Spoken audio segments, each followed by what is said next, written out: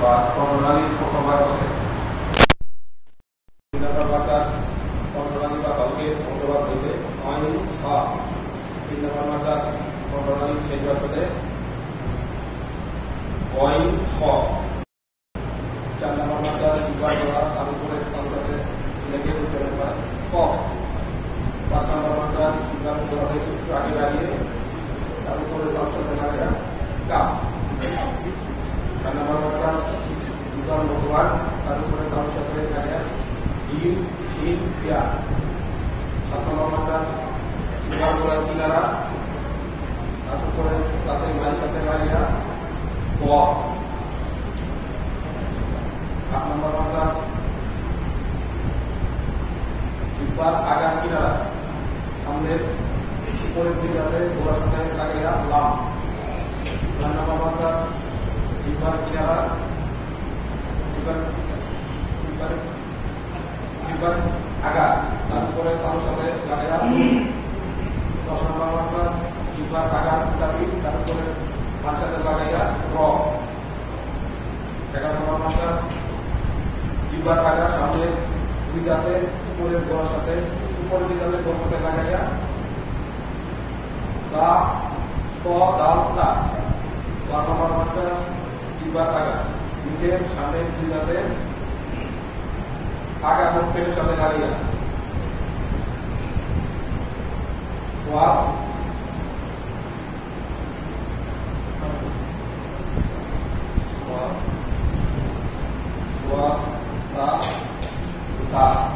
সোয়াদ scene সা 4 নম্বর মাত্রা জিহ্বার আগা সামনের উপরের দুই দাঁতের আগার সাথে লাগাইয়া জোয়া জাল ফা 14 নম্বর মাত্রা দুই ঠোঁট একসাথে করে ঠোঁটের নিচের অংশ সামনের দাঁতের আগার সাথে লাগাইয়া বা 15 নম্বর মাত্রা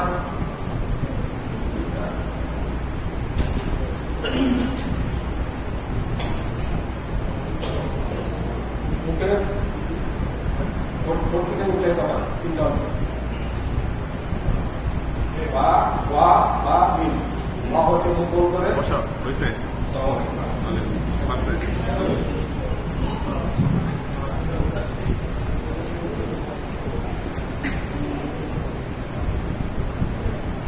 মুবাইদুর রহমান আসে নাই না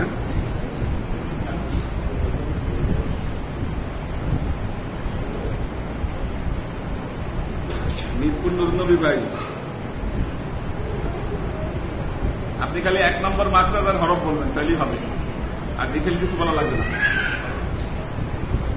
খালি 1 নম্বর মাত্রা আর হরফ খালি এটা বলবেন আর কিচ্ছু না আপনার ডিটেলে যাওয়ার দরকার নাই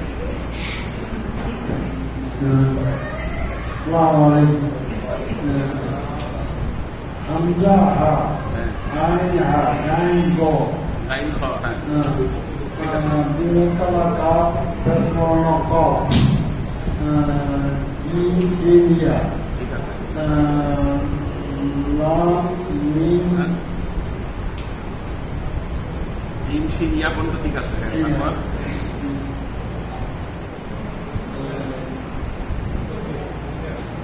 মাঝখান থেকে এখন কিনারায় চলে যান বুধবার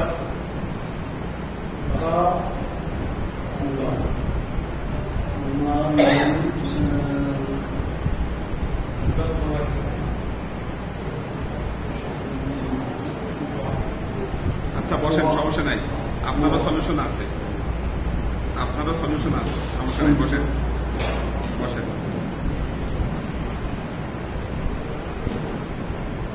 আব্দুল ভাই তো এই লাইনে আগার নাই না মাত্রা মুখস্থ করা হ্যাঁ কিছু হয়েছে কয়টা হয়েছে 5-6টা একটু শুনি 5-6টা আসেন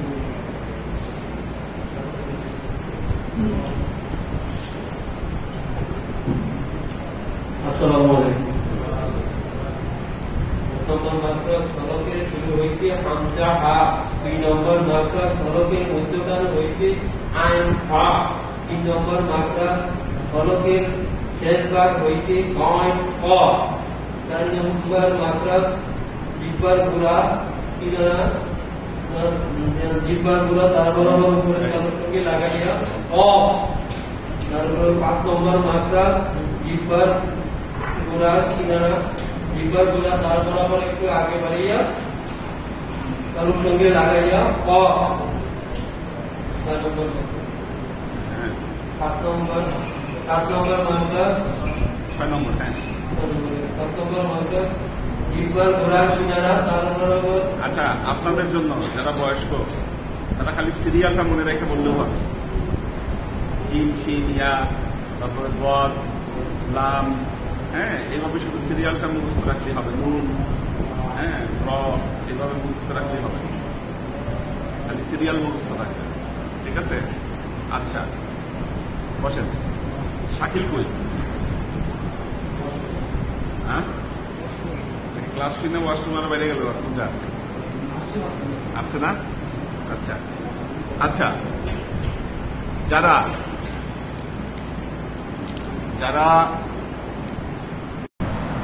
মাখরাজগুলো মুখস্থ করেছেন তাদের এখন আমরা দ্বিতীয় পড়ায় ঢুকব। মাখরাজ যাদের মুখস্থ তাদের জন্য একটা বিশেষ পড়া।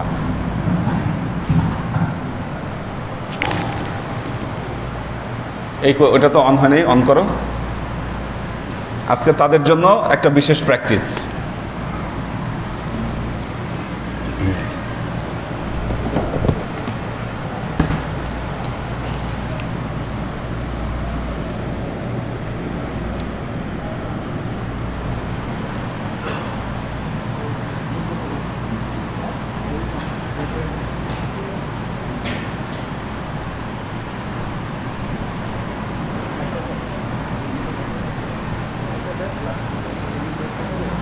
কই সুজন? হয়েছে না?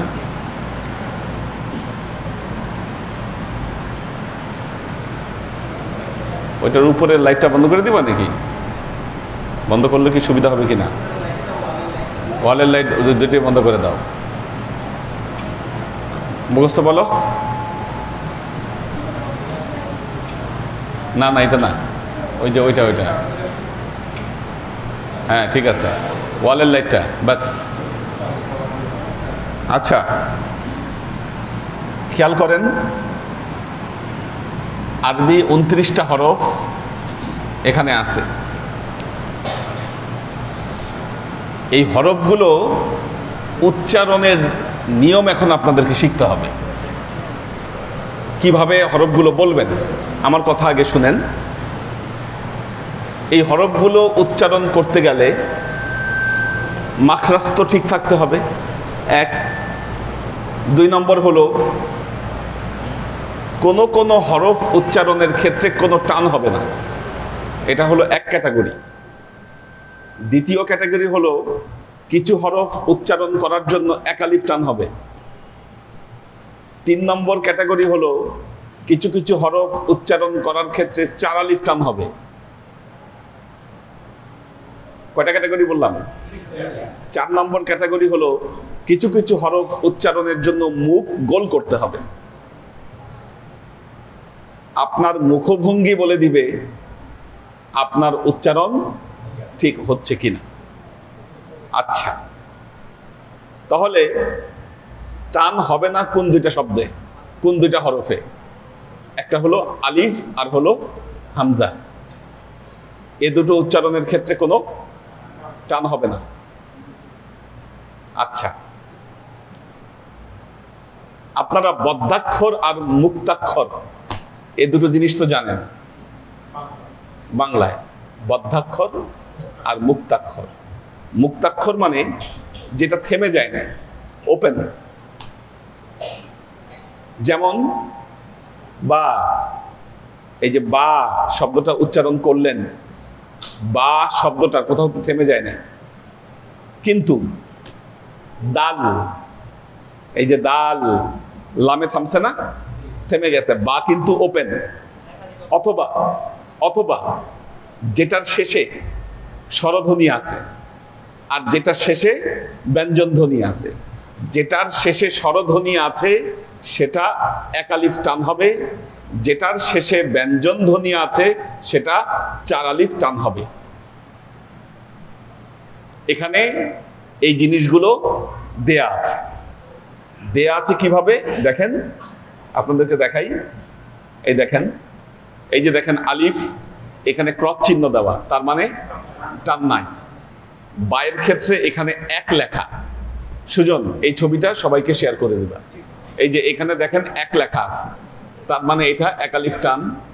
এখানেও 1 লেখা, এখানেও 1 লেখা, এখানে আবার দেখেন 4 লেখা, মানে জিমে 4 আলিফ টান হবে। এটা 4 শেষ, ঠিক আছে? জিমে এটা 4 আলিফ টান হবে। হায়ে আবার 1, খয়ে 1, দালে 4, দেখছেন 1 এবং 4 এগুলো লেখা আছে। শুরুতে আসি, আ লিফ, কোনো টান নাই, কিন্তু মাখরাজ কয়টা টাচ করতেছে এখানে? 3টা মাখরাজ। আ লি ফ, হ্যাঁ, আ লিফ, আ লিফ, ঠিক আছে? আ লিফ, কোনো টান নাই, মুখ গোলো হবে না। বা উচ্চারণের ক্ষেত্রে কোত্থেকে হবে? বা, বা, বা, 1 আলিফ, বা, ঠিক আছে? আচ্ছা, এরপরে তা, কয় নম্বর মাখরাজ?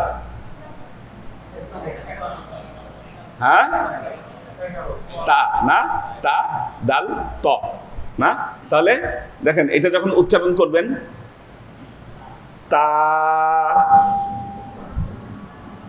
জিভ ছোটটা এখানে লাগবে, তা, হ্যাঁ, আপনার মুখভঙ্গি হচ্ছে বলে দিবে আপনার অক্ষর উচ্চারণ হচ্ছে কিনা। আমি দেখি বলে দিতে পারবো। আপনারা যখন আয়নার সামনে দাঁড়ায় যদি এটা উচ্চারণ করেন, আপনি বুঝতে পারবেন আপনার হরফ উচ্চারণ হচ্ছে কিনা।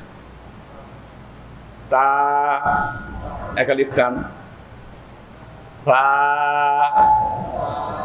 জিহ্বার আগা কয় নম্বর মাখরাজ? এটা 13 নম্বর। হ্যাঁ, ওই 12-13তে একটা প্যাচ আছে, সেটাই হোক। এটা হচ্ছে তা, হ্যাঁ, তা। যখন উচ্চারণ করবেন, আপনারা যারা, আপনাদের থেকে শুনবো যে কজন আছেন, তা। আচ্ছা, এরপর দেখেন জিম, 4 আলিফ টান দিতে হবে এখানে। জিম,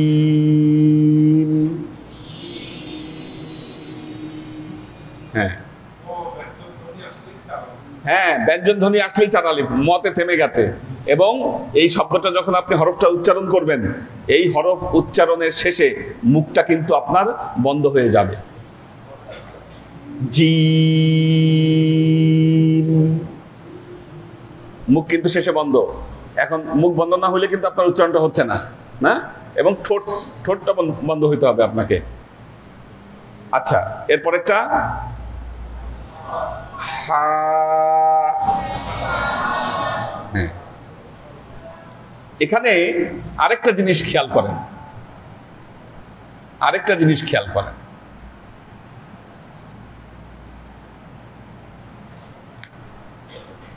একটা, দুইটা, তিনটা, চারটা, পাঁচটা, ছয়টা,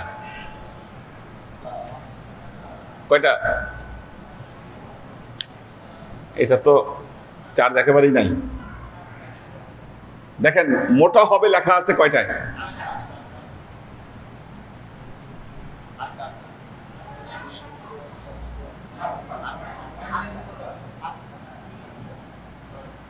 8টা।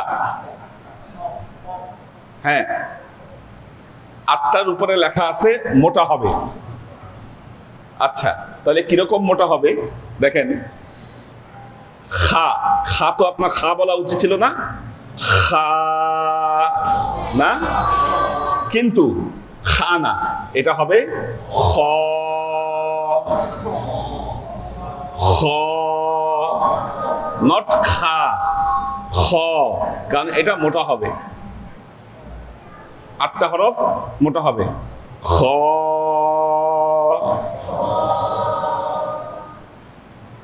দাল,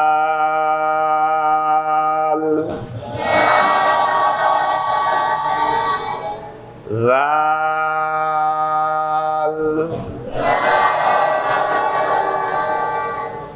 দেখেন এরপর একটা রা বলা যেত, কিন্তু রা হবে না, হবে কি র। মাকরাস ঠিক রাখতে হবে। আপনার মুখ ভঙ্গি দেখলেই বোঝা যাবে আপনি মাকরাস ঠিক মতো করছেন কিনা।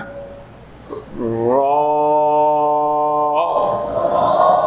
মোটা হবে, খয়ের মতো এটাও মোটা হবে, র। আচ্ছা, এরপরে দা,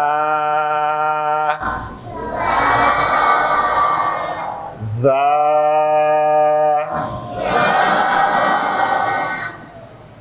একই মাকরাস থেকে না। সিন, চার আলিফ টান, সিন।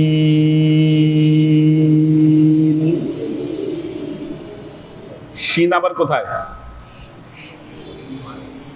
শিন কোথায়? 6 নম্বরে দেখেন, শিন।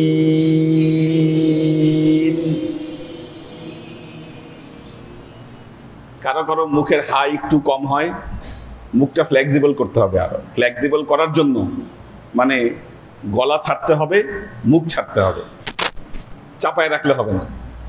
ঠিক আছে?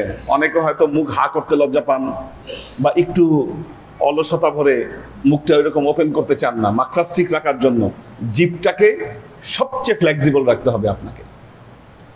জিভ যত পারেন নাড়াচাড়া করতে হবে আপনাকে। কোরআনের তেলাওয়াতটা জিভের উপর দিয়ে যাবে একেবারে। জিভটাই বিভিন্ন জায়গায় টাচ করে আপনার হরফগুলোকে সঠিকভাবে উচ্চারণ করাবে। কি আবার সাইডান বাজায়? আচ্ছা, তো দেখেন শিন,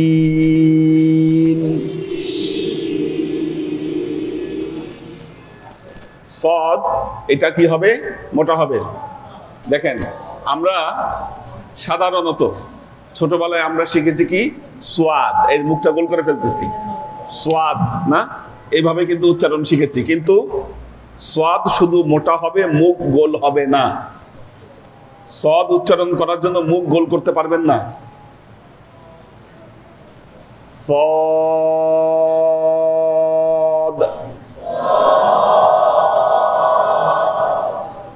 সদ।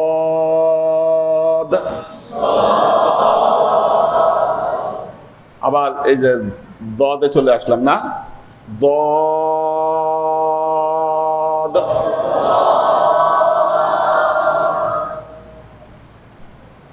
এটাও মোটা হবে কিন্তু। ত,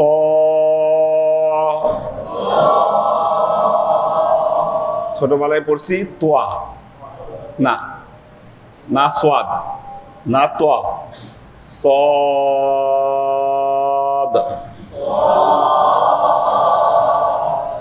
ত,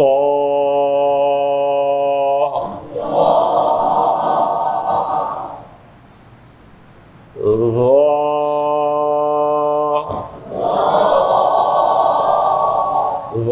রাল, সা, একই মাকরাস না। র, এটাও কিন্তু মোটা হবে না। আই,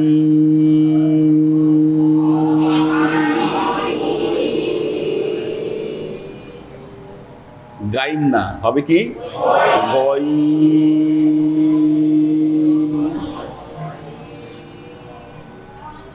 এই যে এরপরে ফা, ফা,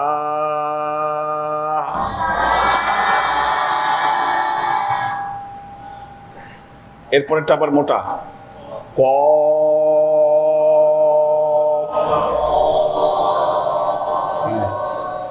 ক,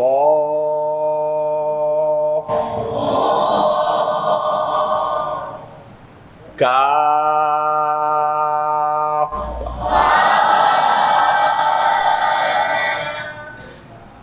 লাম,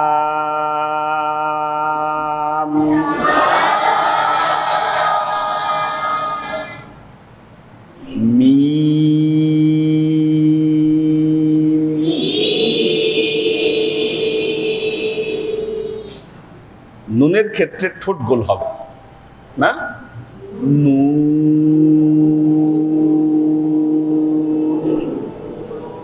এটা ঠোঁট গোল করতে হবে, নু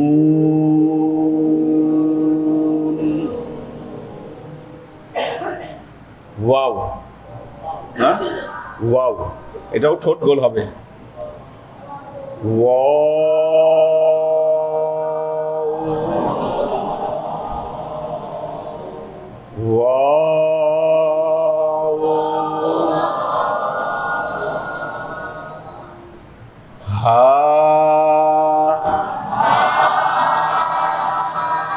এটা না হামজা হা না, হা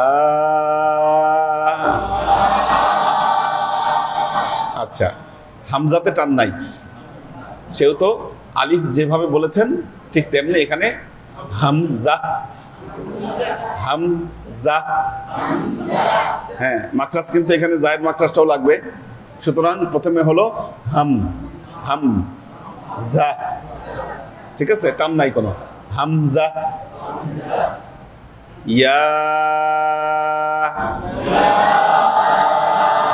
ইয়া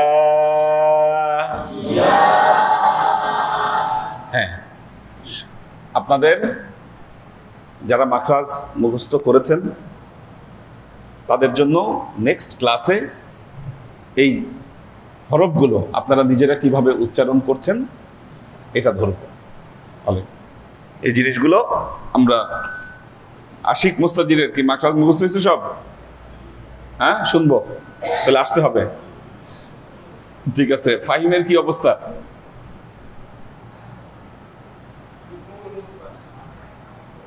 তাহলে নেক্সট ক্লাসে শুনবো কিন্তু ফাহিম জহির, ঠিক আছে, কারণ তোমরা কিন্তু পিছিয়ে যাচ্ছ, মুখস্থ না করলে এই ক্লাসগুলো থেকে পিছিয়ে যেতে হবে। আমাদের মিরপুর নুরুন্নবী ভাই যদি উচ্চারণগুলো ঠিক মতো করতে পারেন তাহলেও হবে, ঠিক আছে, উচ্চারণগুলো যদি প্র্যাকটিস আনতে পারেন। আমাদের আমিনুল ইসলাম দরবার ভাই, ঠিক আছে, কি নাম তোমার? মুহিবুর রহমান, তুমি মুখস্থ করছো 17টা মাখরাজ বলছিলা? হ্যাঁ বলে নাই, বলো দেখি, আসো।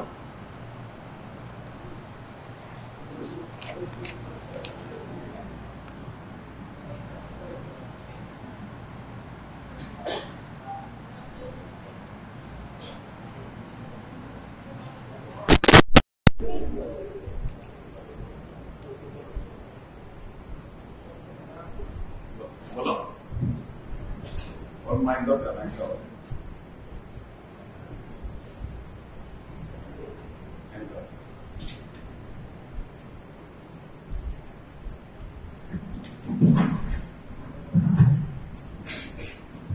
আসসালামু আলাইকুম।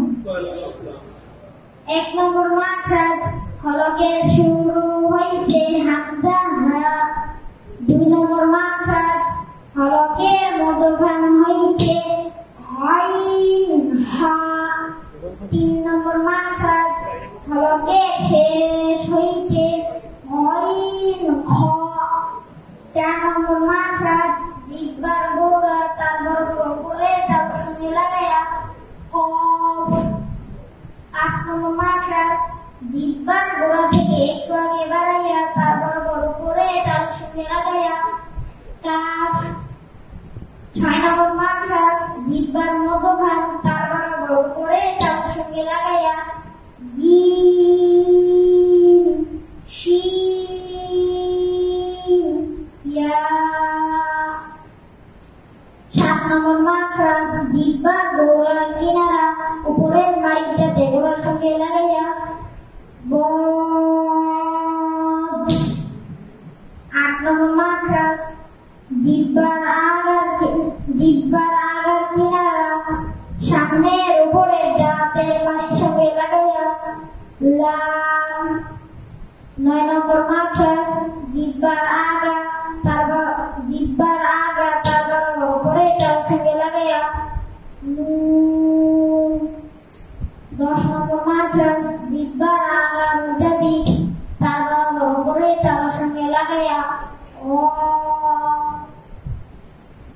নম্বর মাখরাজ জিহ্বার আগা সামনের উপরে দুই দাঁতের আগার সঙ্গে লাগাইয়া দুই দাঁতের গোড়ার সঙ্গে লাগাইয়া প দাল তা। 12 নম্বর মাখরাজ জিহ্বার আগা সামনের নিচে দুই দাঁতের আগার সঙ্গে লাগাইয়া প সিন দা। 13 নম্বর মাখরাজ জিহ্বার আগা সামনের উপরে দুই দাঁতের আগার সঙ্গে লাগাইয়া ব দাল তা। 14 নম্বর মাখরাজ নিচে ঠোঁটের পেট সামনের উপরে দুই দাঁতের আগার সঙ্গে লাগাইয়া ফা। 15 নম্বর মাখরাজ দুই ঠোঁট হইতে ওয়াও বা মিম উচ্চারিত হয়। ওয়াও ঠোঁট গোল করিয়া বা ঠোঁটের ভিজে ভিজে মিম ঠোঁটের শুকনা দেবে। 16 নম্বর মাখরাজ মুখের খাড়িয়ে হইতে মদের হরফ করা যায় বা বলবি।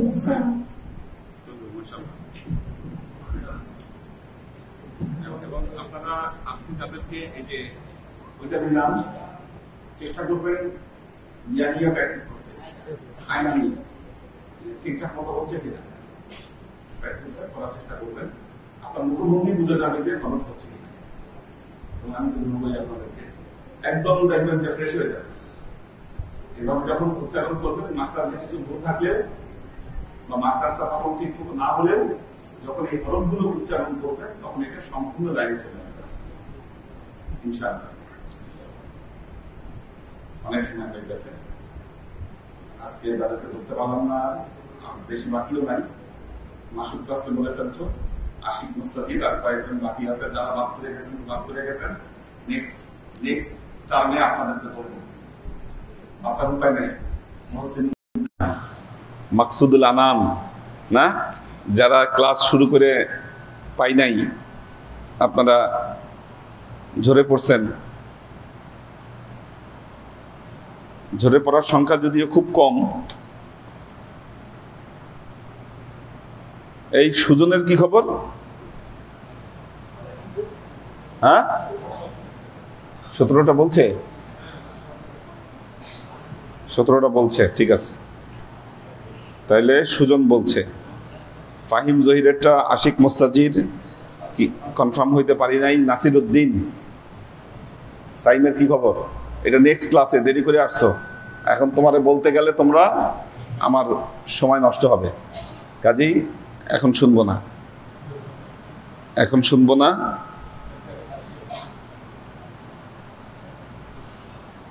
আবু জায়েদ ওহিদুল হক, আপনাদেরকে নেক্সট ক্লাসে ধরবো, মানে নেক্সট টার্মে নেক্সট গ্রুপের সাথে, এবং সবার সাথে যদি আপনারা ইয়া করতে না পারেন এক্সট্রা ক্লাস দিব আপনাদের, কিন্তু এটা ঠিক করতেই হবে, কোনো উপায় নাই, ঠিক আছে? আপনারা বলবেন এত বছর দরবারে ক্লাস করি, এখন আপনারা কোরআনই ঠিক মতো পড়তে পারেন না, এটা তো লজ্জার বিষয় হবে, ঠিক আছে? তো যাতে সবাই সব অবস্থার জন্য প্রস্তুত থাকে, কোনো ঘাটতি না থাকে। হ্যাঁ, বেলাল শনিবার আসে না, ও জানে যে বৃহস্পতিবারে ওরা পড়া ধরবো না, ঠিক আছে? এই জন্য বেলাল অন্যান্য দিন সময় মতোই আসে, খালি শনিবারে দেরি করে আসে। হ্যাঁ, কিন্তু উপায় নাই, উপায় নাই, আসতে শিখতেই হবে এটা। হ্যাঁ, এটা না শিখা উপায় নেই। আলহামদুলিল্লাহ আলহামদুলিল্লাহ নাহমাদুহু ওয়া নাস্তাঈনুহু ওয়া নাস্তাগফিরুহু ওয়া নু'মিনু বিহি ওয়া নাতাওয়াক্কালু আলাইহি ওয়া নাউযু বিল্লাহি মিন শুরুরি আনফুসিনা ওয়া মিন সাইয়্যাতি আ'মালিনা মান ইয়াহদিল্লাহু ফাহুয়াল মুহতাদি ওয়া মান ইউদ্লিল ফালান তাজিদা লাহু ওয়ালিয়্যাম মুরশিদা। فنشهد أن لا إله إلا الله وحده لا شريك له ونشهد أن سيدنا وسندنا ونبينا محمدا صلى الله عليه وسلم الذي أرسله الله بالحق بشيرا ونذيرا وداعيا إلى الله بإذنه وسراجا منيرا وقال الله تعالى في كلامه المجيد وفرقانه الحميد ما كان محمد أبا أحد من رجالكم ولكن رسول الله وخاتم النبيين وكان الله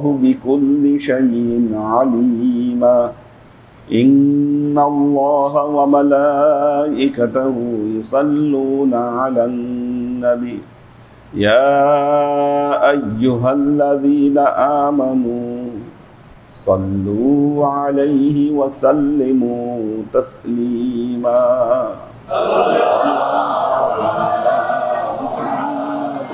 صلى الله عليه وسلم صلى الله على محمد صلى الله عليه وسلم صلى الله على محمد صلى الله عليه وسلم আল্লাহর আশিক ও সানিক বৃন্দ, বৃহস্পতিবার যেমন নাসিরউদ্দিন দেরি করে আসে, কেবল ঢুকছে না? কি অবস্থা আপনার মাখরাজের?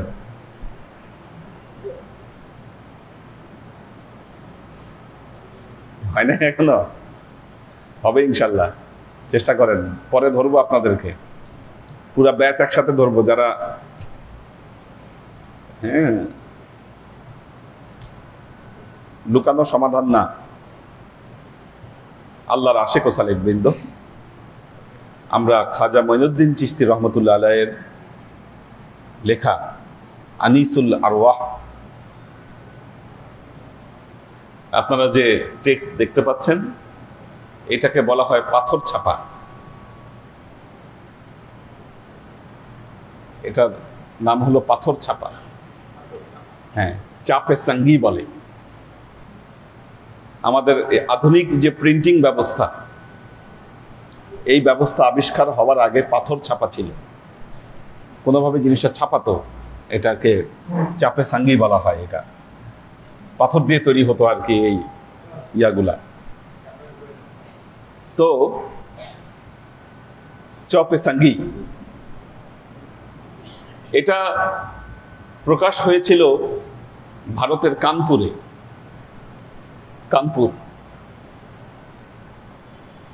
কানপুরে ইন্ডিয়ার কানপুরে একটা প্রকাশনা আছে, যেটার নাম হলো নোভেল কিশোর। এই প্রকাশনার নাম হলো নোভেল কিশোর প্রকাশনা। বহু বই, ইসলামী বই, পুরনো, ওরা প্রকাশ করেছে। এটা অনেক ঐতিহাসিক এবং নামকরা বই, আরবি, উর্দু, ফার্সি, বহু বই ওখান থেকে প্রকাশিত হয়েছে, যেগুলো এখন ইতিহাস হয়ে আছে। এবং আনিসুল আরওয়ার এই খণ্ডটা আমি উদ্ধার করেছিলাম তেহরান ইউনিভার্সিটি, মানে তেহরান থেকে। তেহরান ইউনিভার্সিটি লাইব্রেরি না, ওখানে আরেকটা লাইব্রেরি আছে, মারকাজে তাহকিক, ওই লাইব্রেরি থেকে এটাকে উদ্ধার করা হয়েছিল। এটা হচ্ছে আনিসুল আরওয়ার একদম অরিজিনাল পার্সিয়ান কপি। যখন আমি চিন্তা করলাম খাজা মঈনুদ্দিন চিশতির উপর পিএইচডি করব, আনিসুল আরওয়ার অনুবাদ আছে বাংলাদেশে, উর্দু অসংখ্য আছে। বাংলাদেশ, ভারত, পাকিস্তানে উর্দু কপি ছাপা হয়েছে, কিন্তু পার্সিয়ানটা খুঁজে পাচ্ছিলাম না, নাই। তো খুঁজতে খুঁজতে প্রথম অরিজিনাল পার্সিয়ান কপিটা আমি খুঁজে পেয়েছি ইরানে, যেটা আমাদের ভারতবর্ষে নাই, একেবারেই নাই, অনুপস্থিত। হ্যাঁ, তো যেহেতু ইরানিদের ফার্সি ভাষা দরকার, এই জন্য ওনারা এটাকে সংরক্ষণ করে রেখেছেন। কিন্তু এটাই আসলে খাজা মঈনুদ্দিন চিশতির জবান থেকে এটাই বের হয়ে আসে। মূলত উনি ওনার ওস্তাদ ওসমান হারুনির কাছ থেকে যা শুনেছেন, 28টার মতো মজলিস, এই মজলিসে উনি কি শুনেছেন তার বর্ণনা উনি এই বইয়ের মধ্যে লিপিবদ্ধ করেছেন।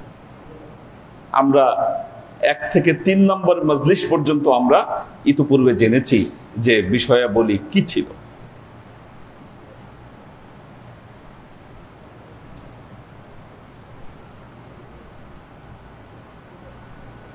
তো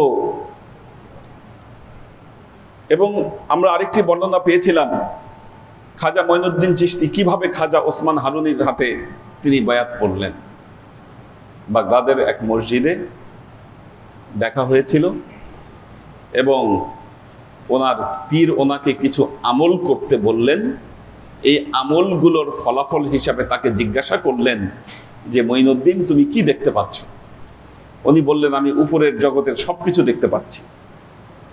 আবারও তালিম দিলেন, বললেন এখন তুমি কি দেখতে পাচ্ছ?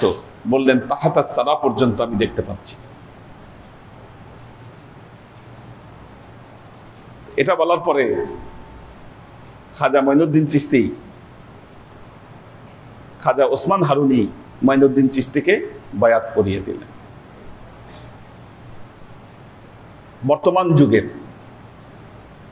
পীর মুরিদি দেখুন, আধ্যাত্মিকতা, অধ্যাত্মবাদ, ইসলাম এবং ইসলামের মূল নির্যাস এর মধ্যে নিহিত।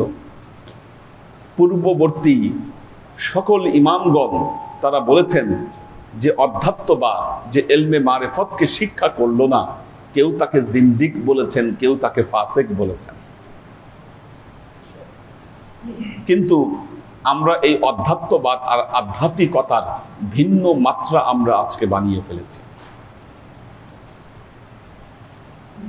ইবাদত বন্দিগির উদ্দেশ্য আমরা ভিন্ন খাতে প্রবাহিত করেছি।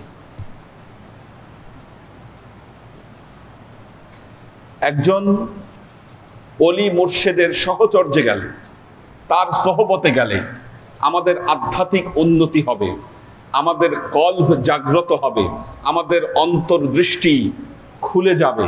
কি এই উদ্দেশ্য নিয়ে এখন মানুষেরা অলি আউলিয়াদের কাছে যান না। তারা অলি আউলিয়াদের শরণাপন্ন হন তাদের দুনিয়াবি বিপদ আপদ কাটবার জন্য, কিভাবে দুনিয়াবি সম্পদ তারা বৃদ্ধি করবেন, এই আকাঙ্ক্ষা, এই আশা নিয়ে অলি আউলিয়াদের শরণাপন্ন হন। কিন্তু পূর্বের যুগের অলি আউলিয়াদের শিক্ষা কিন্তু এই দিকে ছিল না। প্রত্যেক অলি আউলিয়া বলেছেন আল্লাহকে অর্জন করতে গেলে দুনিয়াকে তোমাকে ত্যাগ করতে হবে। এটা তাদের প্রাথমিক শিক্ষা ছিল, দুনিয়াকে ভুলে যাও।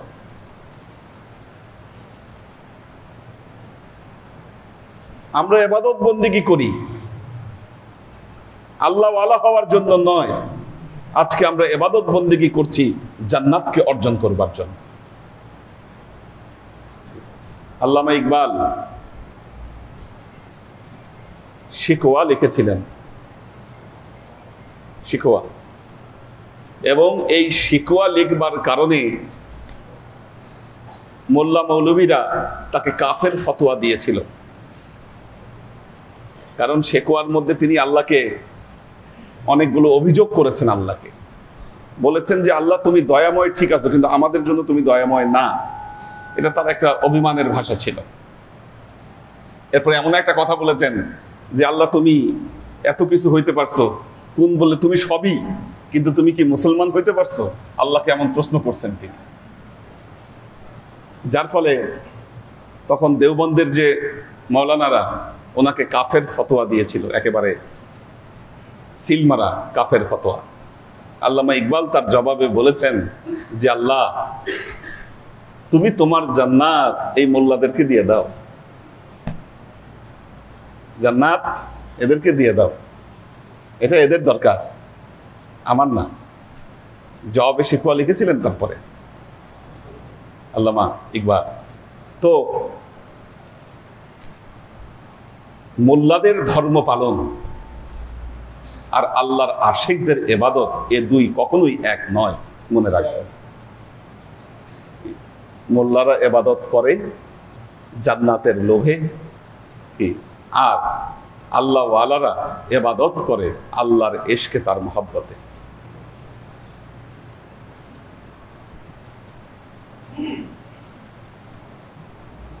আল্লাহর আশিক ও সালিক বৃন্দ, এজন্য মনে রাখবেন, এজন্য এই দুই দলের শিক্ষা কখনো এক হবে না।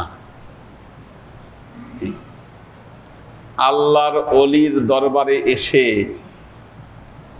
বসে তার কথা শুনে আপনার বাড়ির পাশের মসজিদের ইমাম সাহেবের সাথে যদি তার তুলনা করেন, আর এই উভয়ের শিক্ষাকে যদি মিলাইতে চান, মনে রাখবেন এই মজলিস আপনার জন্য নয়। এই মজলিস আপনার জন্য নয়। আশেক আর ফাসেকের মজলিস এক হয় না। এজন্য হাফিজ তিনি বলছেন, সালাহে কর কুজা অমান খারাব কুজা বেবিন তাফাউতের রহ আজ কুজা তবে কুজা। হাফিজ বলতেছেন দিলাম জিসুম এ বেগরে ফখর কে ये সালুস। এমন মারাত্মক কথা ওনারা বলেছেন, বলার কারণে তাদেরকে কাফের ফতোয়া অনেকেই দিয়েছে। বলতেছে দিলাম জিসুম এ বেগরে, বলতেছে এই ইবাদত খানাগুলো, এই মোল্লা মৌলবীদের ইবাদত খানা, এগুলা থেকে আমার মন উঠে গেছে। আর কি থেকে মন উঠছে? খেরকেইয়ে সলুস, এরা যে পোশাকের ভরণ ধরেছে, কি এটার উপর থেকেও আমার মন উঠে গেছে।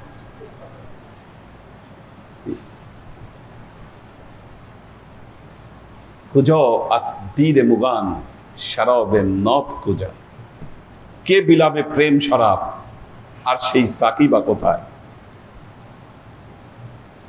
কোথায়? কাজেই একটা জিনিস মনে রাখবেন, যুগে যুগে যুগে যুগে সমাজের মোল্লা মৌলবীরা ওলি আউলিয়াদেরকে গালি দিয়েছে, কিন্তু তাদের যে খেদমত, এর ধারের কাছেও কোনো খেদমত এরা করতে পারে নাই পৃথিবীতে। খালকের খেদমতে আপনি খাজা মঈনুদ্দিন চিশতি রহমতুল্লাহ আলাইহির কথা ধরেন, আজকে আমরা যার টেক্সট পড়তেছি, ওনার হাতে 90 লক্ষ বিধর্মী ইসলাম কবুল করেছে।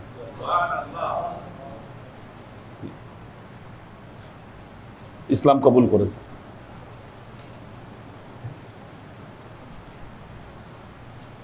মারাত্মক ব্যাপার। আজকে কয়জন এই খেদমতের ধারের কাছে কোনো খেদমত আপনি দিতে পেরেছে? বরং আমি বলবো এরা ইসলামকে ধ্বংস করছে। আপনি চিন্তা করতে পারবেন না, আজকে যে এমন কিছু মতবাদ ছড়ানো হচ্ছে, নবী সাফায়াত করতে পারবে না, বলতিছে এই কথা। নবী এলমে গায়েব জানে না। হ্যাঁ,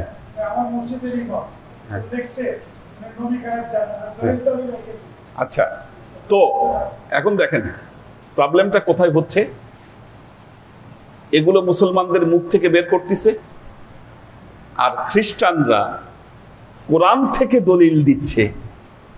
তারা কোরআন থেকে দলিল দিচ্ছে যে হযরত ঈসা গায়েব জানে, হযরত ঈসা সাফায়াত করতে পারবে। মুসলমান মৌলবীদের মুখ দিয়ে তারা এই ধরনের কথা বের করতেছে আমার নবী সম্পর্কে, অথচ তারা আবার এই কোরআনের রেফারেন্স দিয়ে ওয়াজ করতেছে যে না, কোরআনে বলা আছে হযরত ঈসা উনি সাফায়াত করতে পারবে, হযরত ঈসা উনি গায়েব জানে। এইভাবে কি করতেছে? তাদের এই জনসভাগুলোতে বহু মুসলমান পথ হারায় তারা খ্রিস্টান হয়ে যাচ্ছে। ষড়যন্ত্র কোন দিকে? কত বড় ষড়যন্ত্র! কি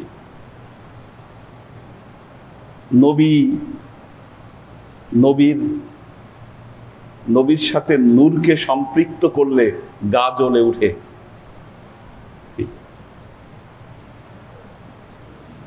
বলতে চাই কি, নবী তাহলে কি মাটির তৈরি নবী? আরে আমি নিজে কি মাটির তৈরি বলতে পারবো? এটা পবিত্র কোরআন কি বলে? পৃথিবীতে 3 জনের সৃষ্টি ব্যতিক্রম। পৃথিবীর ইতিহাসে আল্লাহ ব্যতিক্রম সৃষ্টি করে না? 3 জনের সৃষ্টি হয়েছিল ব্যতিক্রম ভাবে।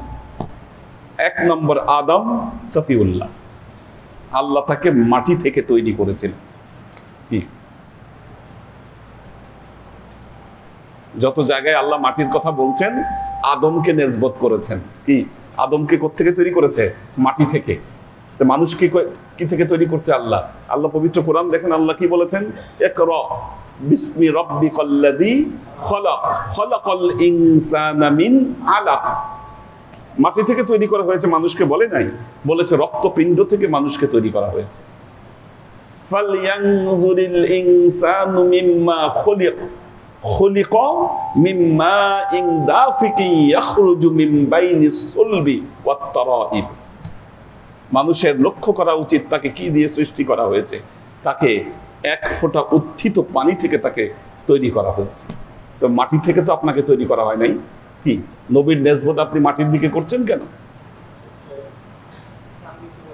হ্যাঁ হ্যাঁ 2 নম্বর হযরত ঈসা রূহুল্লাহ। হযরত ঈসা রূহুল্লাহ, ওনার তৈরি স্বাভাবিক, ওনার সৃষ্টি স্বাভাবিক নিয়মে হয় নাই। কি ফুলের ঘ্রাণ থেকে অথবা একটা নিঃশ্বাস থেকে, ফুৎকার থেকে ওনার তৈরি হয়েছে। পৃথিবীর স্বাভাবিক মানুষের নিয়মে ওনার সৃষ্টি হয়নি। ঠিক তেমনি আরেকজন শ্রেষ্ঠত্বের অধিকারী আমাদের নবী মুহাম্মদ মুস্তাফা সাল্লাল্লাহু আলাইহি ওয়াসাল্লাম, ওনারও সৃষ্টি স্বাভাবিকভাবে হয়নি। ওনারও সৃষ্টি হয়েছে নূর থেকে। এখন আপনি যখন বলতেছেন, বলাচ্ছে কারা এগুলা? আল্লাহ নবী একদম স্বাভাবিক মানুষের মতো ওনার তৈরি হয়েছে, আর আমাদের ঈসা রূহুল্লাহ উনি তো স্পেশাল। বুঝেন কোন দিকে শয়তানি?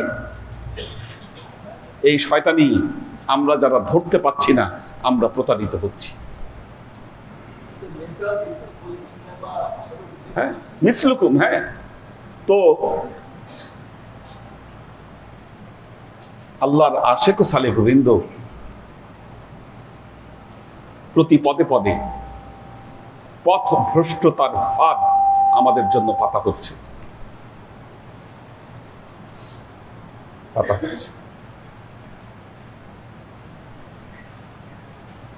আমরা দেখেন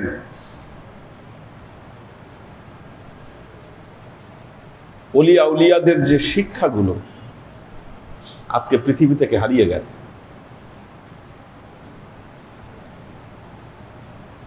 খাজা মঈনুদ্দিন চিশতির উপর আমি যেটা, এটা আজমিরের তথ্য অনুযায়ী আমি যেটা জানতে পারলাম, আমি যখন সার্চ করছি তখন কাউকে পাইনি।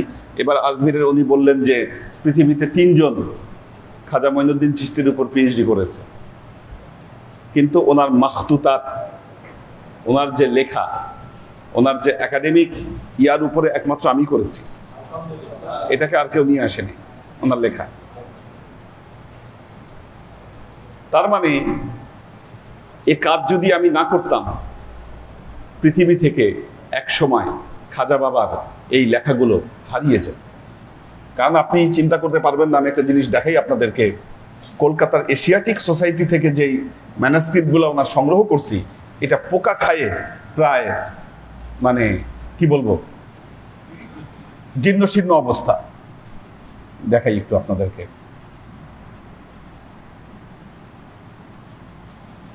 দেখেন কি অবস্থা। দেখেন এটা আর কয়েক বছর পর এটার অবস্থা কি হবে। এই যে দেখেন অবস্থা, বলেন এটার অবস্থা কি হবে। এটা আমি ম্যানুস্ক্রিপ্টটা মাইক্রোফিল্ম করে নিয়ে আসছি, কিন্তু অবস্থা কি দেখেন।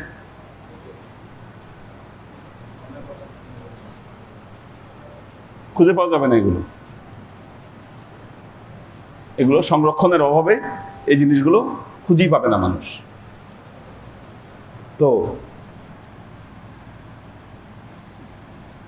আল্লাহর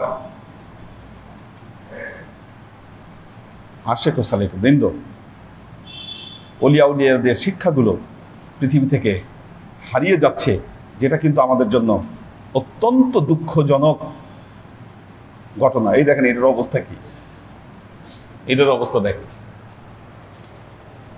আরো মারাত্মক অবস্থা। কোনো মতে চারিপাশ দিয়ে আঠা লাগায়, এবং আমি প্রথম এটা মাইক্রোফিল্ম করেছি। এই লাইব্রেরিগুলো খুঁজলে আরো অনেক তথ্য বের হয়ে আসবে, এত রিচ ব্যাপার আছে এখানে, এত গুরুত্বপূর্ণ ম্যানুস্ক্রিপ্ট। এটা মুসলমানরাই এখানে এগুলো নিয়ে আসে এবং ওই সময় থেকে এগুলো সংরক্ষিত হয়ে আসে। তো আল্লাহর আশেক ও সালেক বৃন্দ, প্রাক কথনই সময় চলে গেল মজলিসে চাহারম, 4 নম্বর মজলিস, সুখানদার ফরমান বারদারিয়ে জানান ও বরদে আজাদ কারদান উফতাদে বুদ। মেয়েদের ব্যাপারে আর গোলাম আজাদের ব্যাপারে এই মজলিসে খাজা মঈনুদ্দিন চিশতির যে পীর খাজা ওসমান হারুনি, তিনি এই ওয়াজ করেছিলেন।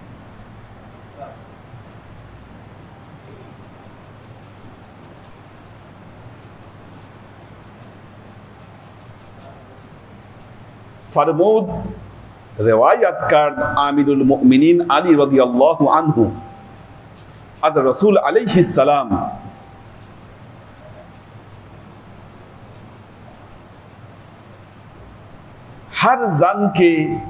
हर जानी के शौहरिये उरा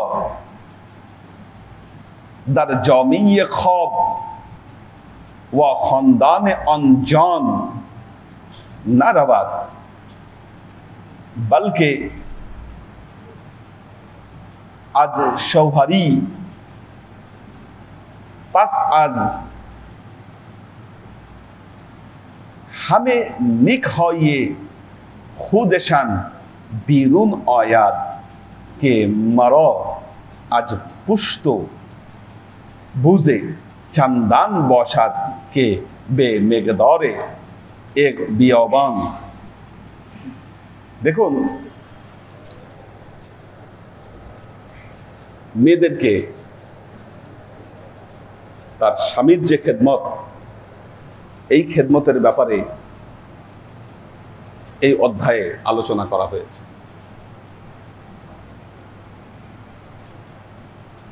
আলোচনা করার আগে আল্লাহ নবীর কিছু ভবিষ্যৎবাণী বলি, 2-1 কথায় শেষ করে দিব, 5 মিনিটে শেষ করবো, যেহেতু 11টা বেজে গেছে। কিছু কথা আমার নবীর ভবিষ্যৎবাণী। পৃথিবীতে মেয়েদের সংখ্যা বৃদ্ধি পাবে, ছেলেদের সংখ্যা কমে যাবে। হয়েছে কিনা? আমাদের লাস্ট আদমশুমারিতে 60% মেয়ে আর 40% ছেলে। বাংলাদেশ হ্যাঁ না, লাস্ট আদমশুমারিতে 40-60 চলে আসছে, হিসাব আরো বেশি। আচ্ছা, তখন কি হবে? বর্তমানে যেটা হচ্ছে, ছেলেরা কিন্তু পড়াশোনা করে না। আমি বহু বছর আগে নেপাল এবং ভুটানের যে কালচার দেখেছি, এক সময় ভুটানে যেটা হতো, ছেলেরা শ্বশুরবাড়ি যেত। ভুটানে ছেলেরা শ্বশুরবাড়ি যেত। এখন চেঞ্জ হয়েছে, কালচার চেঞ্জ হয়েছে, এবং সেখানে সম্পত্তি মেয়েরা পেত, ছেলেরা না। সম্পত্তি ছেলেরা পেত। এখন জিনিসগুলো ওরা মডিফাই করেছে। আমি লাস্ট যখন গিয়েছি ভুটানে, তখন দেখেছি এটা অনেকটা মডিফাই। নেপালে এটা আমার যেটা দেখা, যে ওখানকার ছেলেরা কোনো কাজ করে না, যত কাজ করে মেয়েরা। ছেলেরা গায়ে বাতাস লেগে ঘুরে বেড়ায়, এবং দেখবেন যে সকাল হয়ে গেলে মার্কেটে সব মেয়েরা যাচ্ছে বাজার করতে। মেয়েরা, আপনি গাড়িতে করে যাচ্ছেন, বাসে করে কোথাও যাচ্ছেন, কারণ একটা ছেলের সাথে একটা মেয়ে যাচ্ছে, এখন রাস্তায় কিছু কেনার দরকার হইলে আমাদের এখানে কি করে, ছেলেরা নামে পানিপুনি বা কোনো কিছু নিয়ে আসবে, ওখানে ছেলেরা ফুলবাবু হয়ে বসে থাকবে, মেয়েরা গিয়ে নেমে সব কিছু কেনাকাটা করে নিয়ে আসে। ছেলেরা কোনো কাজ করে না ওখানে।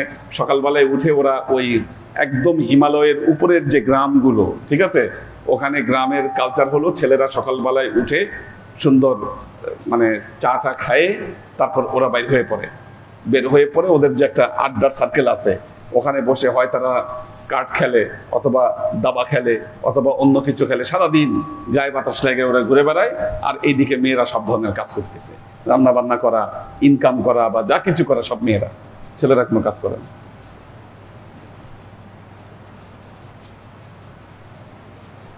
এটা হচ্ছে তাদের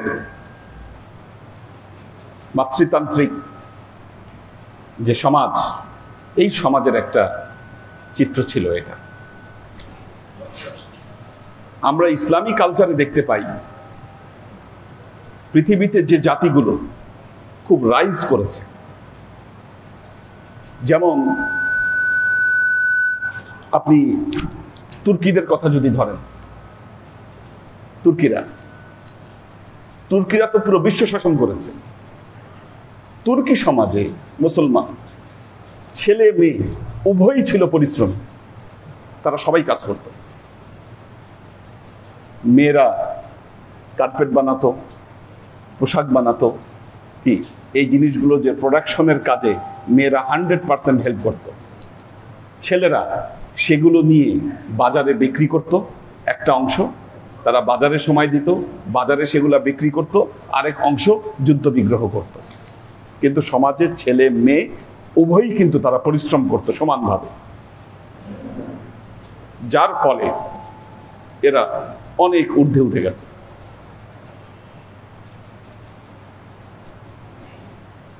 এবং একটা জিনিস মনে রাখবেন, ইসলামিক কালচারে আল্লাহর নবীর যুগ থেকে নিয়ে শুরু করে প্রতিটা যুগেই যারা সঠিক ইসলামকে পালন করেছেন, মেয়েদের উপরে কোনো মতামত কেউ চাপাই দিতেন না। আল্লাহ নবী এটা করেন নাই কখনো। তার নিজস্ব মতামত থাকতে পারে, সেটাকে শ্রদ্ধা করতে হবে আপনাকে। আর এই শ্রদ্ধা আর সম্মানের জায়গাটা ঠিক না থাকার কারণে এখন দেখবেন আমাদের যে এত ফ্যামিলি ভেঙে যাচ্ছে, একমাত্র কারণ হলো কারো প্রতি কারো কোনো রেসপেক্ট নাই। কেউ কারো মতকে সম্মান করে না, কেউ কারো মতকে মেনে নিতে পারে না।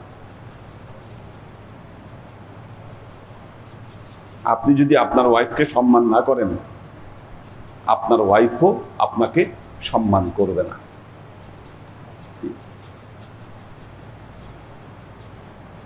ওলিয়া উলিয়াদের জীবন ভিন্ন রকম প্র্যাকটিস ছিল তাদের জীবনের যে প্র্যাকটিসটা, এটার জায়গাটা, মাত্রাটা অন্য জায়গায় ছিল। তো যদিও একটা জিনিস মনে রাখবেন, আপনি জান্নাতে যেতে গেলে, এটা বলে শেষ করছি, আপনি জান্নাতে যেতে গেলে আপনার ওয়াইফের সার্টিফিকেট আপনার লাগবে। আপনার ওয়াইফের সার্টিফিকেট আপনার লাগবে জান্নাতে যাইতে গেলে। কে বলছেন এই কথা? আমার নবী মুহাম্মদ রাসূলুল্লাহ সাল্লাল্লাহু আলাইহি ওয়াসাল্লাম, উনি বলছেন। আপনি মানুষ হিসেবে কেমন? কারণ মানুষ হিসেবে যদি একজন মানুষের অধিকার আপনি দিতে না পারেন, বা তাকে যদি আপনি পর্যাপ্ত সম্মান দিতে না পারেন, তার মানে আপনার মানবীয় গুণাবলীতে সমস্যা আছে। এত সহজ না। আপনি নবীর শাফায়েত পেয়ে যাবেন, আপনি ভাবতেছেন আপনি নবীর সাথে অবস্থান করবেন, আপনি ভাবছেন কি? এই যে বউকে বাসায় ফালায় থুয়ে যারা 3 মাস 4 মাস মসজিদে মসজিদে কাটাচ্ছে, আমার বিশ্বাস সবগুলো আগে জাহান্নামে যাবে।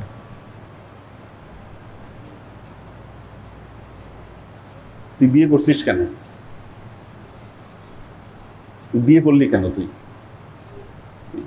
এত বৈরাগ্য জীবন পালন করার ইচ্ছা থাকলে বিয়ে করাই তো ঠিক হয়নি।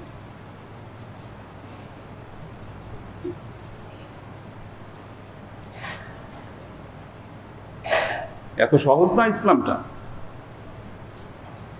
আপনি মানুষের হক মারবেন, আপনি মানুষের হক মারবেন দুনিয়ায়, আর এইদিকে আপনি নামাজ পড়তে পড়তে আপনি কপালে দাগ ফালাই দিবেন, আর মনে করবেন আপনি জান্নাতে যাবেন। এত সস্তা। দুনিয়ায় আপনি মানুষকে হ্যান্ডেল করতে শিখেন নাই,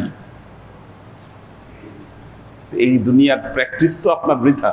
আল্লাহ আপনাকে যে কারণে পাঠিয়েছে আপনি তো সেটাকেই ফুলফিল করতে পারেন।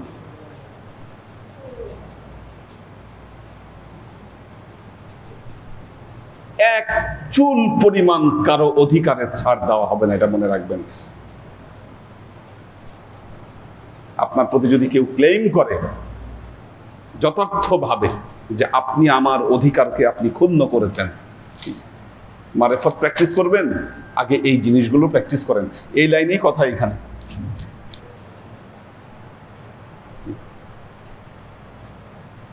এত সহজ যে জান্নাতের স্বপ্নে বিভোর হয়ে আছেন আপনি। প্রতিদিন স্বপ্নে মনে করতেছেন জান্নাতের যে বর্ণনাগুলো, আঙ্গুর খাবেন, পোলাও খাবেন, কোরমা খাবেন, আরামসে শুবেন, আর হুরপুরীদেরকে নিয়ে মজা করবেন। অথচ আপনি দুনিয়ার মানুষের অধিকার মানুষকে দিতে পারেন। এত সহজ নয় ইসলাম। এটা মোল্লা মৌলবীদের ইসলামে জায়েজ থাকলে থাকতে পারে যে আকাম কুকাম যা করবেন মসজিদে একটু দান করে দিলেই আপনি শ্রেষ্ঠ হয়ে গেলেন। কি ওলিয়া উলিয়াদের ইসলামে এই জিনিস নাই, এটা হবে না। বারাকাল্লাহু লানা ওয়া লাকুম ফিল কুরআনিল আযীম ওয়া নাফা'না ওয়া ইয়্যাকুম লাআয়াতি ওয়া যিকরিল হাকীম ইন্নাহু তাআলা জাওয়াদুন কারীমুন মালিকুন বাররাউফুর রহিম।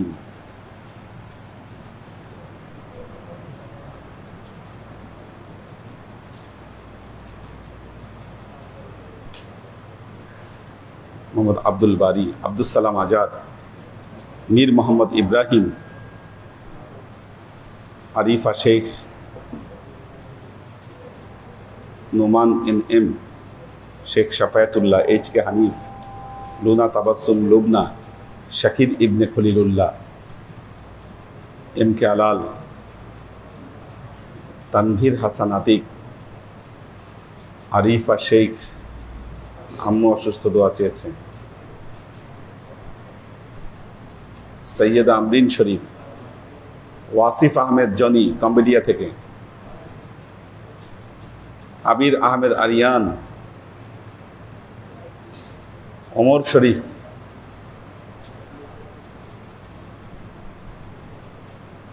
শোয়েব খান, সৈয়দ ওয়াহিদুল ইসলাম,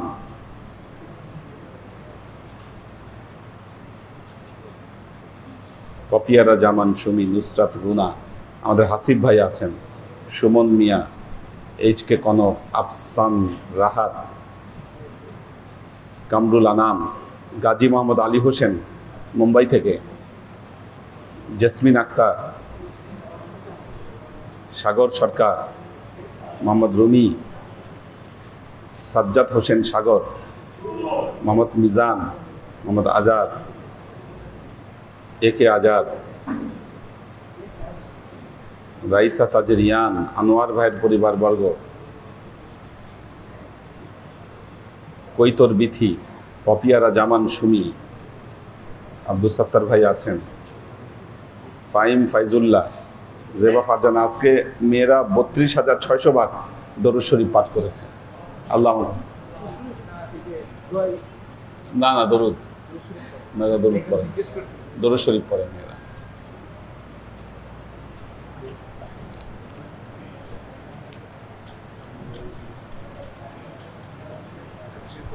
হ্যাঁ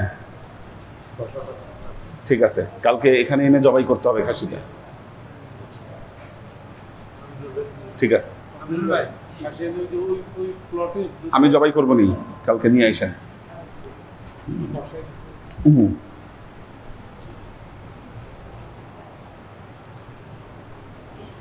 اللهم آمين. اللهم صل على محمد وعلى آل محمد كما صليت على إبراهيم وعلى آل إبراهيم إنك حميد مجيد.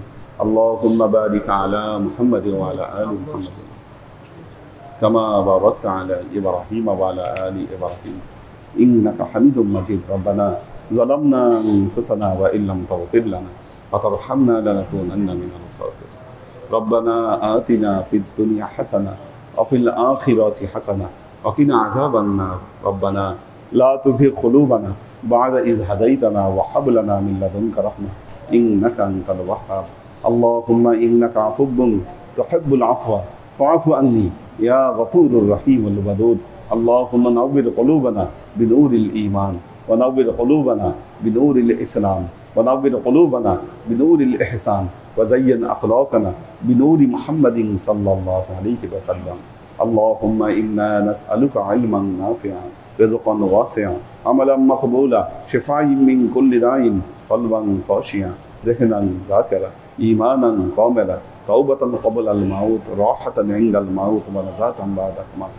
اللهم إنا نسألك رحمتك في كل درجة فلاح في كل أمر ونعوذ بك من الشرك والشك والنفاق والبدعة ومن كل وسوسة الشيطان. سبحان ربك رب العزة عما يصفون سلام على المرسلين والحمد لله رب العالمين. واجعل آخر كلمتنا عند الموت لا إله إلا الله محمد.